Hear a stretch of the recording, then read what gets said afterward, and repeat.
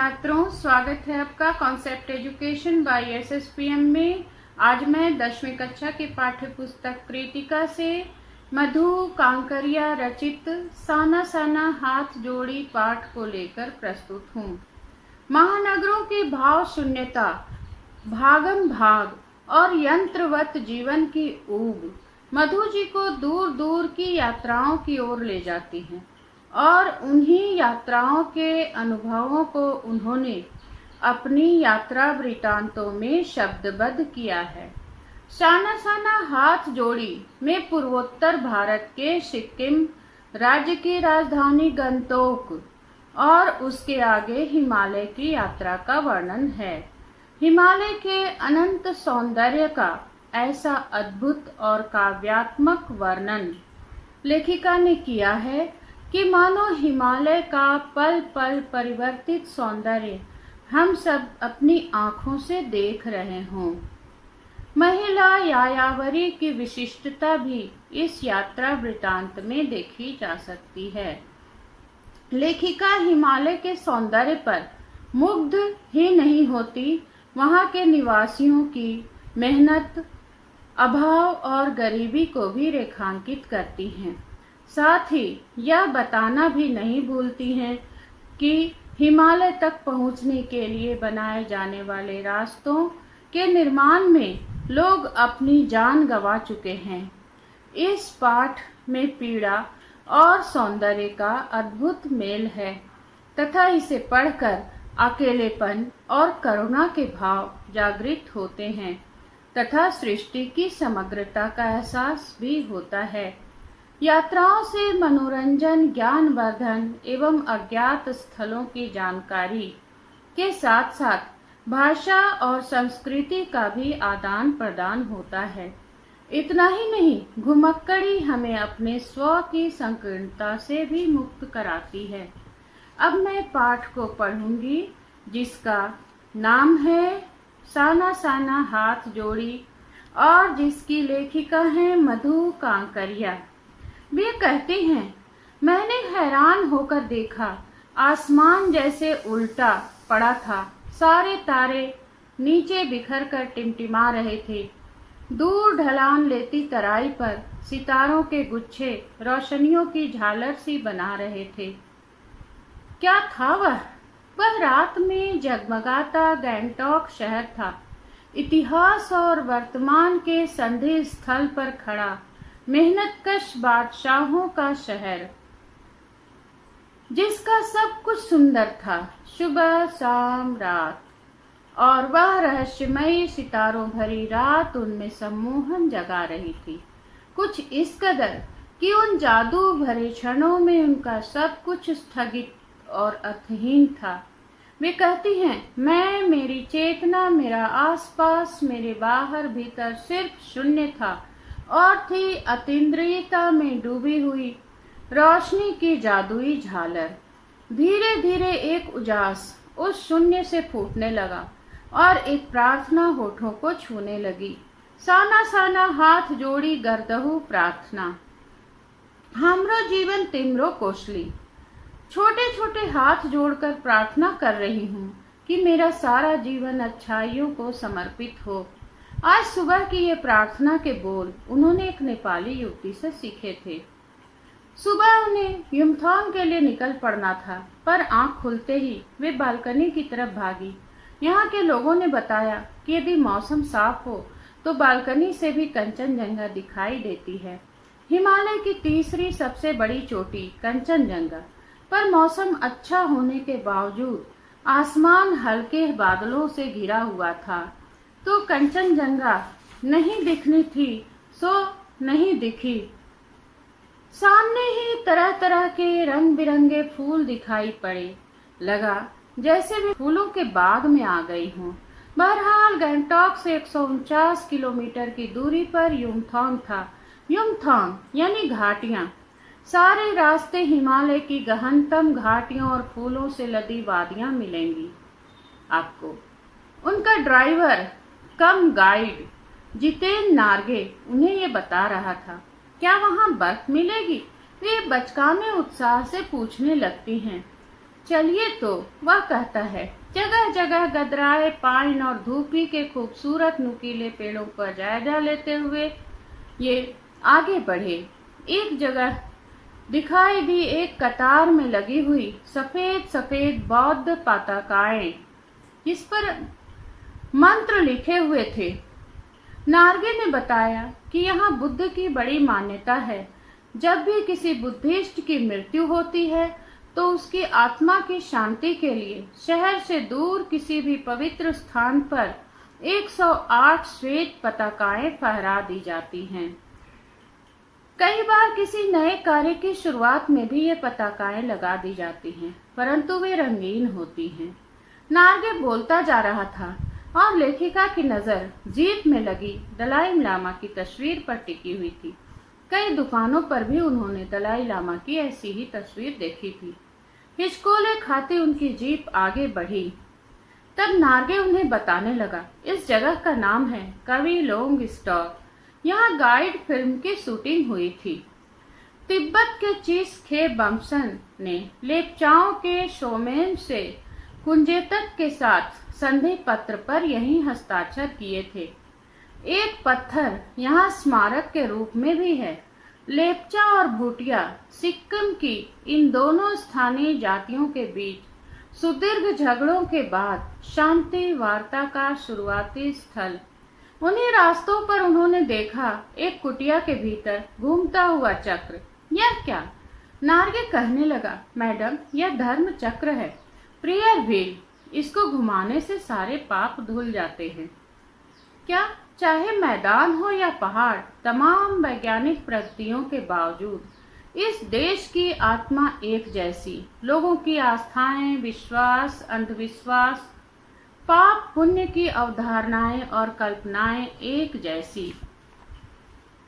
धीरे धीरे ये लोग ऊंचाई पर बढ़ने लगे। बाजार, लोग और बस्तियां पीछे छूटने लगे।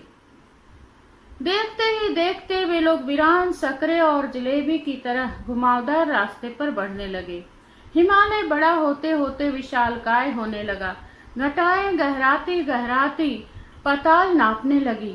वादियां चौड़ी होने लगी। बीच बीच में करिश्मे की तरह रंग बिरंगे फूल शिद्दत से मुस्कुराने लगे। उन भीमकाय पर्वतों के बीच घाटियों के ऊपर बने संकरे कच्चे पक्के रास्तों से गुजरते हुए लग रहा था जैसे वे किसी हरियाली वाली गुफा के बीच से हिचकोले खाते हुए निकल रहे हों। इन बिखरी असीम सुंदरता का मन पर यह प्रभाव पड़ा कि सभी सैलानी झूम झूम कर गाने लगे। परंतु लेखिका मौन थी, किसी ऋषि की तरह शांत थी। वो चाहती थी कि सारे परिदृश्य को अपने भीतर ले लें। जीप की खिड़की से सिर निकालकर कभी आसमान छूते पर्वतों के शिखर को देखती तो कभी ऊपर से दूध की धार की तरह झरझर झरते जलप्रपातों को, तो कभी नीचे चिकने गुलाबी पत्थरों के बीच इठलाकर बहती चांदी की तरह कौंध मारती बनी ठनी तीस्ता नदी सिलीगुड़ी से ही उनके साथ थी। यहाँ उसका सौंदर्य पराकाष्ठा पर था। इतनी खूबसूरत नदी उन्होंने पहली बार देखी थी। मेरे नगपति मेरे विशाल, उन्होंने हिमालय को सलामी देनी चाहिए। तभी जीप एक जगह रुकी। खूब ऊंचाई से पूरे वेग के साथ इन शिखरों के भी शिखर से गिरता फेन उगलता झरना, जिसका नाम था सेवन सिस्टर्स वाटरफॉल, फ्लैश चमकने लगे। आदिम युग की किसी अभिशप्त राजकुमारी की तरह वो भी नीचे बिखरे भारी भरकम पत्थरों पर बैठकर झरने के साथ आत्मा का संगीत सुनने लगी।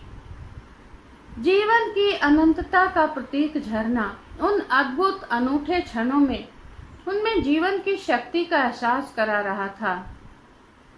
उन्हें महसूस हुआ भीतर की सारी तामसिकताएं और दुष्ट वासनाएं इस निर्मल धारा में बह गई। मन हुआ अनंत समय तक ऐसे ही बहती रहे और झरने की पुकार को सुनते रहें। परंतु जितेन ने कहा, इससे आगे उन्हें और भी सुंदर दृश्य मिलेंगे। अनमनी सी उठी और आगे बढ़ी। आगे बढ़ते ही पलस्तर उखड़ी दीवार की तरह पथरीला पहाड़ देखते ही देखते परिदृश्य से सब छू मंतर, जैसे किसी ने जादू की छड़ी घुमा दी हो। सब पर बादलों की परत और सब कुछ बादलमय हो गया था। चित्र लिखित सी वे माया और छाया के अनूठे खेल को भर भर आंखों देखती रही थी। ऐसा लगा जैसे प्रकृति उन्हें सयानी बनाने के लिए जीवन के रहस्यों का उद्घाटन करने पर तुली हुई थी। आश्चर्य, पल भर में ब्रह्मांड में कितना कुछ घटित हो रहा था। सतत प्रवाहमान झरने, नीचे वेग से बहती तिस्ता नदी, सामने उठती धुंध, ऊपर मंडराते बादल, मध्यम हिलोरे लेते प्रियता रूडो ड्रेडो के फूल, सब अपनी लय तान और प्रवाह में बहते हुए चरैवती चरैवती, और समय के इसी सतत प्रवाह में तिनके सा बहता हमारा वजूद। पहली बार एहसास हुआ जीवन का आनंद यही चलायमान सौंदर्य है। इतने स्वर्गीय सौंदर्य नदी, फूलों, वादियों और झरनों के बीच भूख, मौत और दैन्य जिंदा रहने की जंग को उन्होंने देखा। वे जब तंद्रिल अवस्था में थोड़ी दूर निकल गई कि अचानक पांव पे ब्रेक सी लगी, जैसे समाधिस्थ भाव से नृत्य करती किसी नृत्यांगना के नुपुर अचानक टूट गए हों। उन्होंने देखा इस अद्वितीय सौंदर्य से निरपेक्ष कुछ पहाड़ी औरतें पत्थरों पर बैठी पत्थर तोड़ रही थी। गूथे आटे सी कोमल काया पर हाथों में कुदाल और हथौड़े, कईयों के पीठ पर बंधी डोको, बड़ी टोकरी में उनके बच्चे भी बंधे हुए थे। कुछ कुदाल को भरपूर ताकत के साथ मार रही थी। इतने स्वर्गीय सौंदर्य और फूलों की वादियों के बीच भूख, मौत और दैन्य से जिंदा रहने की जंग, मातृत्व और श्रम साधना साथ साथ। वहीं पर खड़े बीआरओ बोर्ड रोड ऑर्गेनाइजेशन के कर्मचारी से उन्होंने पूछा, यह क्या हो रहा है? उसने चुहलबाजी के अंदाज में बताया, जिन रास्तों से गुजरते हुए आप हिम शिखरों से टक्कर लेने जा रही हैं, उन्हीं रास्तों को ये पहाड़ी ने चौड़ा बना रही हैं। बड़ा खतरनाक कार्य होगा यह, उन्होंने कहा। वह संजीदा हो गया, कहने लगा, पिछले महीने तो एक की जान भी चली गई थी। बड़ा दुस्साध्य कार्य है यह, पहाड़ों पर रास्ता बनाना। पहले डायनामाइट से चट्टानों को उड़ा दिया जाता है, फिर बड़े बड़े पत्थरों को तोड़ मोड़ कर एक आकार के छोटे छोटे पत्थरों में बदला जाता है। फिर बड़े से जाले में उन्हें लंबी पट्टी की तरह बिठाकर कटे रास्तों पर बाड़े की तरह लगाया जाता है। जरा सी चूक और सीधा पाताल प्रवेश। तभी उन्हें ध्यान आया, इन्हीं रास्तों पर एक जगह सिक्किम सरकार का बोर्ड लगा हुआ था, जिस पर बड़े बड़े अक्षरों में लिखा हुआ था, ever wondered who defied death to build these. आप ताज्जुब करेंगे कि इन रास्तों को बनाते हुए लोगों ने मौत को झुठलाया है। एकाएक लेखिका का मानसिक चैनल बदला, मन पीछे घूम गया। इसी प्रकार एक बार पलामू और गुमला के जंगलों में उन्होंने देखा था, पीठ पर बच्चे को कपड़े से बांधकर पत्तों की तलाश में वन वन डोलती आदिवासी युवतियां। इन आदिवासियों के पांव और पत्थर तोड़ती पहाड़ियों के हाथ में पड़े ठाठे एक ही कहानी कह रहे थे कि आम जिंदगियों की कहानी हर जगह एक सी है। सारी मलाई एक तरफ, सारे आंसू, अभाव, यातना और वंचना एक तरफ। तभी लेखिका के सहयात्री मणि और जितेन उन्हें खोजते हुए वहां तक आ गए थे। लेखिका को गमगीन देख जितेन कहने लगा, मैडम, ये मेरे देश की आम जनता है, इन्हें तो आप कहीं भी देख लेंगी। आप इन्हें नहीं, पहाड़ों की सुंदरता को देखिए, जिसके लिए आप इतने पैसे खर्च करके यहाँ तक आई हैं। ये देश की आम जनता ही नहीं, जीवन के प्रति संतुलन भी है। ये वेस्ट एट रिपेइंग है, कितना कम लेकर ये समाज को कितना अधिक लौटा देती हैं। मन ही मन सोचा। वे वापस जीप की ओर मुड़ने लगे, तभी उन्होंने देखा कि वे श्रम सुंदरियां किसी बात पर खिलखिलाकर हंस पड़ी थी कि सारा जीवन लहरा उठा था और सारा खंडहर ताजमहल बन गया था।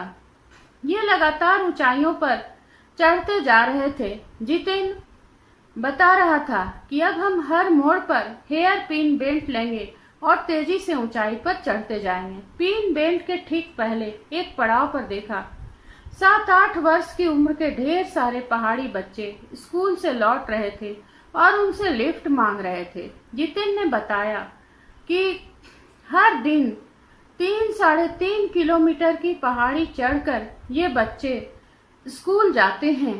क्या स्कूली बस नहीं? मनी के पूछने पर जितेन हंस पड़ा। मैडम, यह मैदानी नहीं पहाड़ी इलाका है। मैदान की तरह यहाँ आपको कोई भी चिकना बर्फीला नहीं मिलेगा।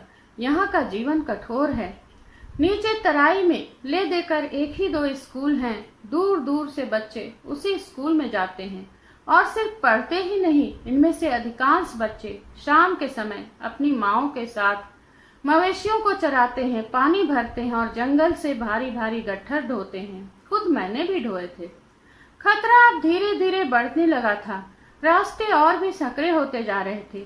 कई बार लगता था जैसे रास्तों को इंच टेप से नापकर एक जीप के जितना ही चौड़ा बनाया गया था। क्या जरा भी संतुलन बिगड़े, इंच भर भी जीप इधर उधर खिसके और सीधे घाटियों में। इन रास्तों पर जगह जगह लिखी हुई चेतावनियां उन्हें इन खतरों के प्रति सचेत कर रही थी। आगे बढ़े कि एक चेतावनी, be care man eater around, पर हमें नरभक्षी जानवर नहीं, दूध देने वाले याक दिखे। काले काले ढेर सारे याक, पहाड़ों पर गिरती बर्फ से प्राकृतिक ढंग से रक्षा करने वाले घने घने बालों वाले याक। सूरज ढलने लगा था। उन्होंने देखा कि कुछ पहाड़ी औरतें गायों को चराकर वापस लौट रही थी। कुछ के सिर पर भारी भरकम गट्ठर थे। ऊपर आसमान फिर धुंध और बादलों से घिरा हुआ था। युमथांग पहुंचने के लिए इन्हें लायुंग में पड़ाव लेना था। गगनचुंबी पहाड़ों के तल में सांस लेती एक नन्ही सी शांत बस्ती लायुंग। सारी दौड़ धूप से दूर जिंदगी जहां निश्चिंत सो रही थी, उसी लायुंग में वे ठहरे थे। तिस्ता नदी के तीर पर बसे लकड़ी के छोटे से घर में हाथ मुंह धोकर तुरंत ही तिस्ता नदी के किनारे बिखरे पत्थरों पर वे बैठ गईं। सामने बहुत ऊपर से बहता झरना कल कल बहती तिस्ता नदी में मिल रहा था। मध्यम हवा बह रही थी। पेड़ पौधे झूम रहे थे। बादलों की परत ने चांद को ढक रखा था। बाहर परिंदे और लोग अपने घरों की ओर लौट रहे थे। सुख, शांति और सुकून था वहां जहां अखंडित संपूर्णता है। पेड़ पौधे, पशु, आदमी सब अपनी अपनी लय ताल और गति में हैं। हमारी पीढ़ी ने प्रकृति की इस लय ताल और गति से खिलवाड़ कर अक्षम्य अपराध किया है। हिमालय अब उनके लिए कविता ही नहीं दर्शन बन गया था। अंधेरा होने के पहले किसी प्रकार डगमगाती शिलाओं और पत्थरों से होकर तिस्ता नदी की धार तक पहुंची थी। बहते हुए पानी को अंजुली में भरा तो अतीत भीतर धड़कने लगा। स्मृति में कौंधा। हमारे यहाँ जल को हाथ में लेकर संकल्प किया जाता है। क्या संकल्प करूं? पर संकल्प की स्थिति में वो नहीं थी। भीतर थी एक प्रार्थना, एक कमजोर व्यक्ति की प्रार्थना। भीतर का सारा हालाहल, सारी तामसिकताएं बह जाएं। इसी बहती धारा में रात धीरे धीरे गहराने लगी थी। हिमालय ने काला कंबल ओढ़ लिया था। जितेन लकड़ी के बने छोटे से गेस्ट हाउस में गाने की तेज धुन पर अपने संगी साथियों के साथ नाचना शुरू किया था। देखते देखते एक आदिम रात्रि की महक से परियों की कहानी सी मोहक रात महक उठी।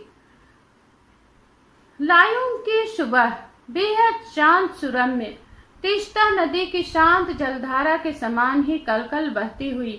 अधिकतर लोगों की जीविका का साधन पहाड़ी आलू, धान की खेती और दारू का व्यापार। सुबह लेखिका अकेले ही टहलने के लिए निकल गई। उन्हें उम्मीद थी कि यहाँ बर्फ मिलेगी, परंतु घूमते हुए एक सिक्कमी नवयुवक ने उन्हें बताया प्रदूषण के चलते स्नोफॉल लगातार कम होती जा रही है। यदि वे कटाओ चली जाए तो वहां शर्तिया बर्फ मिल जाएगी। कटाओ यानी भारत का स्विट्जरलैंड। कटाओ जो कि अभी तक टूरिस्ट स्पॉट नहीं बनने के कारण सुर्खियों में नहीं आया था और अपने प्राकृतिक स्वरूप में था। कटाव जो लायुंग से 500 फीट की ऊंचाई पर था और करीब 2 घंटे का सफर था, वह नवयुवक लेखिका से बातें कर रहा था और उसकी घरवाली अपने छोटे से लकड़ी के घर के बाहर उन्हें उत्सुकता पूर्वक देख रही थी। तभी गाय ने बाहर थैले में रखा उनका महुआ गुड़ुप कर लिया था और मीठी झुंडकियां देकर उसने गाय को भगा दिया था। इनका सफर अब कटाव की ओर था। पहाड़, पेड़, आकाश, घाटियां, सब पर बादलों की परत, सब कुछ बादल में, बादलों को चीर कर निकलती उनकी जीप। खतरनाक रास्तों के एहसास ने उन्हें मौन कर दिया था। उस पर बारिश, एक चूप और सब खल्लास। सांस रोके वे धुंध और फिसलन भरे रास्तों को संभल संभल कर आगे बढ़ती जीप को देख रहे थे। उनकी सांस लेने की आवाजों के सिवाय आसपास जीवन का कोई पता नहीं था। फिर नजर पड़ी बड़े बड़े शब्दों में लिखी एक चेतावनी, if you are married, divorce speed. थोड़ी ही दूर आगे बढ़े कि फिर एक चेतावनी, दुर्घटना से देर भली, सावधानी से मौत टली। करीब आधे घंटे के बाद धुंध छटी, साथ ही सृष्टि और उनके बीच का फैला सन्नाटा भी हटा। नार्गे उत्साहित होकर कहने लगा, कटाव हिंदुस्तान का स्विट्जरलैंड है। लेखिका की सहेली मनी स्विट्जरलैंड घूम कर आई थी। उसने तुरंत प्रतिवाद किया, नहीं, स्विट्जरलैंड भी इतनी ऊंचाई पर नहीं है और न ही इतना सुंदर। अब कटाव के पास उन्हें बर्फ से ढके पहाड़ दिखने लगे थे। पास में जो पर्वत थे, आधे हरे आधे काले दिख रहे थे, जैसे किसी ने इन पहाड़ों पर पाउडर छिड़क दिया हो और उनमें से कुछ बची रह गई हो। नार्गे ने उत्तेजित होकर कहा, देखिए, एकदम ताजा बर्फ है, लगता है रात में गिरी है यह बर्फ। थोड़ा आगे बढ़ने पर पूरी तरफ बर्फ से ढके पहाड़ दिख रहे थे, साबुन के झाग की तरह सब ओर गिरी हुई बर्फ। दूर दूर लेखिका देख रही थी चांदी से चमकते पहाड़। तभी चारों ओर बर्फ थी। सभी सैलानी जीप से उतरकर बर्फ पर कूदने लगे थे। यहाँ बर्फ सर्वाधिक थी, घुटनों तक नरम नरम बर्फ। ऊपर आसमान और बर्फ से ढके पहाड़ एक हो रहे थे। सैलानी वहां की रंगत को कैमरे में कैद करने लगे थे। लेखिका के भीतर जैसे देवता जाग गए थे। ख्वाहिश हुई कि वहीं बर्फ पर लेटकर इन बर्फीली जन्नत को जी भर कर देखें, पर उनके पास बर्फ पर पहनने वाले लंबे जूते नहीं थे। लेखिका ने चाहा किराए पर ले लूं, पर कटाव युमथांग और झांगू लेक की तरह टूरिस्ट स्पॉट नहीं था और इस कारण यहाँ झांगू की तरह दुनिया भर की क्या एक भी दुकान नहीं थी। खैर, उन्होंने सोचा कि ऐसी ही दिव्यता के बीच हमारे ऋषि मुनियों ने वेदों की रचना की होगी और सर्वे भवन्तु सुखिनः का महामंत्र पाया होगा।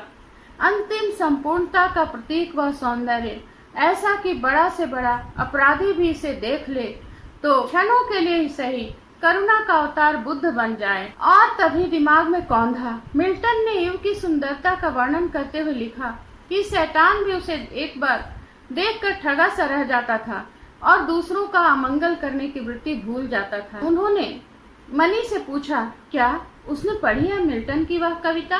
पर मनी इस समय किसी दूसरे ही सवाल से जूझ रही थी। वह एकाएक दार्शनिकों की तरह करने लगी, यह हिम शिखर जल स्तंभ है पूरे एशिया के। देखो, प्रकृति भी किस नायाब ढंग से सारा इंतजाम करती है। सर्दियों में बर्फ के रूप में जल संग्रह कर लेती है और गर्मियों में जब पानी के लिए त्राही त्राही मचती है, तब यही बर्फ की शिलाएं पिघल पिघल कर जल धारा बनकर हमारे सूखे कंठों को तरावट पहुंचाती है। कितनी अद्भुत व्यवस्था है जल संचय की। मनी ने अभिभूत होकर माथा नवाया। जाने कितना ऋण है हम पर इन नदियों का, हिम शिखरों का। आत्मा की अनंत परतों को छीलता हुआ इनका यह सफर थोड़ा आगे बढ़ा कि तभी देखा इक्की दुक्की फौजी छावनियां। ध्यान आया, यह बॉर्डर एरिया है। थोड़ी दूरी पर ही चीन की सीमा है। एक फौजी से उन्होंने पूछा, इतनी कड़कड़ाती ठंड में उस समय तापमान -15 डिग्री सेल्सियस था, आप लोगों को बहुत तकलीफ होती होगी। वह हंस दिया, एक उदास हंसी। आप चैन की नींद सो सके इसलिए हम यहाँ पहरा दे रहे हैं। फेरू भेटूला, फिर मिलेंगे, कहते हुए जितेन ने जीप चालू कर दी। थोड़ी देर बाद ही दिखी एक और फौजी छावनी जिस पर लिखा था we give our today for your tomorrow. मन उदास हो गया था, भीतर कुछ पिघलने लगा। महानगर में रहते हुए कभी ध्यान ही नहीं आया था जिन बर्फीले इलाकों में वैशाख के महीने में भी 5 मिनट में ही हम ठिठुरने लगे थे, हमारे ये जवान पौष और माघ में भी, जबकि सिवाय पेट्रोल के सब कुछ जम जाता है, तैनात रहते हैं। और जिन सकरे घुमावदार और खतरनाक रास्तों से गुजरने भर में हमारे प्राण कांप उठते हैं, उन रास्तों को बनाने में कितनों के जीवन अपनी मियाद से पूर्व खत्म हो गए थे। लेखिका के लिए एक खोज की यात्रा थी, पूरा सफर चेतना और अंतरात्मा में हलचल मचाने वाला। फिलहाल वापस लौटकर युमथांग की ओर। जितेन कुछ दिन पूर्व ही नेपाल से आया था। अब युमथांग की घाटियों में एक नया आकर्षण जुड़ गया था, ढेरों ढेर प्रियुता और रूडोड्रेडो के फूल। जितेन बताने लगा, बस 15 दिनों में देखिएगा पूरी घाटी फूलों से इस कदर भर जाएगी, लगेगा फूलों की सेज रखी हो। बहरहाल युमथांग में चिप्स बेचती एक सिक्किमी युवती से लेखिका ने पूछा, क्या तुम सिक्किमी हो? नहीं, मैं इंडियन हूँ, उसने जवाब दिया। सुनकर अच्छा लगा। सिक्किम के लोग भारत में मिलकर बहुत खुश हैं। जब सिक्किम एक स्वतंत्र रजवाड़ा था तब टूरिस्ट उद्योग इतना नहीं फला फूला था। हर एक सिक्किमी भारतीय आबो हवा में इस कदर घुल मिल गया है कि लगता ही नहीं है कि कभी सिक्किम भारत में नहीं था। जीप में बैठने को हुए कि एक पहाड़ी कुत्ते ने रास्ता काट दिया। मनी ने बताया, ये पहाड़ी कुत्ते हैं, भौंकते नहीं हैं, सिर्फ चांदनी रात में ही भौंकते हैं। क्या? विस्मय और अविश्वास से लेखिका उसे सुनती रही। क्या समुद्र की तरह कुत्तों पर भी पूर्णिमा और चांदनी की कामनाओं का ज्वार भाटा जगाती है? खैर, लौटती यात्रा में जीप में जितेन तरह तरह की जानकारियां देता रहा। मैडम, यहाँ एक पत्थर है जिस पर गुरु नानक के फुटप्रिंट हैं। कहते हैं यहाँ गुरु नानक की थाली से थोड़े चावल छिटक कर बाहर गिर गए थे। जिस जगह चावल छिटक कर गिरे थे वहाँ चावल की खेती होती है। करीब 3-4 किलोमीटर बाद ही उसने फिर उंगली दिखाई। मैडम, इसे खेदुम कहते हैं। यह पूरा लगभग 1 किलोमीटर का एरिया है। यहाँ देवी देवताओं का निवास है। यहाँ जो गंदगी फैलाएगा वह मर जाएगा। तुम लोग पहाड़ों पर गंदगी नहीं फैलाते? उसने जीभ निकालते हुए कहा। नहीं मैडम, पहाड़, नदी, झरने, हम सब इसकी पूजा करते हैं। इन्हें गंदा करेंगे तो हम मर जाएंगे। तभी गंगटोक इतना सुंदर है, लेखिका ने कहा। गंगटोक नहीं मैडम, गंतोक कहिए। इसका असली नाम गंतोक है। गंतोक का मतलब है पहाड़। लेखिका कुछ पूछती कि फिर चालू हो गया। युमथांग भी पहले टूरिस्ट स्पॉट नहीं था। यह तो सिक्किम जब भारत में मिला उसके भी कई वर्षों के बाद भारतीय आर्मी के कप्तान शिखर दत्ता के दिमाग में आया कि यहाँ सिर्फ फौजियों को रखकर क्या होगा। घाटियों के बीच से रास्ते निकालकर इसे टूरिस्ट स्पॉट बनाया जा सकता है। आप देखिए, अभी भी रास्ते बन रहे हैं। हाँ, रास्ते अभी भी बन रहे हैं। नए नए स्थानों की खोज अभी भी जारी है। शायद मनुष्य की इसी असमाप्त खोज का नाम सौंदर्य है। मन ही मन लेखिका कहती है और जीप आगे बढ़ने लगती है। धन्यवाद छात्रों मेरा वीडियो देखने के लिए। अगर आपको मेरा वीडियो पसंद आता है तो आप इसे लाइक कीजिए, अपने मित्रों के बीच अधिक से अधिक शेयर कीजिए तथा यदि आप मेरी चैनल पर नए हैं तो इसे सब्सक्राइब करना न भूलिए। धन्यवाद।